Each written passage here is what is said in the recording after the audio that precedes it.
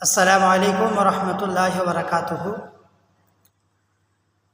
আল্লাহ পাক আপনাকে আমাকে সন্তান দান করেন, ছেলে হোক বা মেয়ে হোক, উভয়ের সম্মান আল্লাহ তাবারক তাআলা দিয়েছেন। তাই আমরা পিতা মাতা, আমরাও সন্তানদের লালন পালন করছি। কিন্তু যখন আমাদের পৃথিবীর বুকে আল্লাহ তাবারক তাআলা সন্তান ছেলে দান করেন, তখন আমাদের মনের মধ্যে বড় খুশি হয়। আর যদি কন্যা সন্তান আসেন, তখন আমাদের মনে একটু বেজার হয়।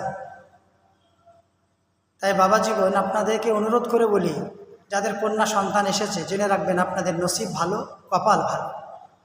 কারণ আল্লাহ তাবারক তাআলা বলেন, তুমি 100টা ছেলে সন্তানের বাপ, কিন্তু আল্লাহ তোমার জান্নাতের ওয়াদা করেননি।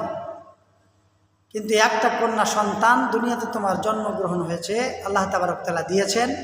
তো আল্লাহ নবী বলছেন, আল্লাহ তাবারক তাআলা তোমার একটা জান্নাতের মালিক তুমি হয়েছ। তো ভাই, আমরা কন্যা সন্তান হলে যেন দুঃখ প্রকাশ না করি, আল্লাহর শুকরিয়া আদায় করি। আল্লাহ তাবারক তাআলা আমাদের মনের বাসনা পুরা করে দেবে। আমিন।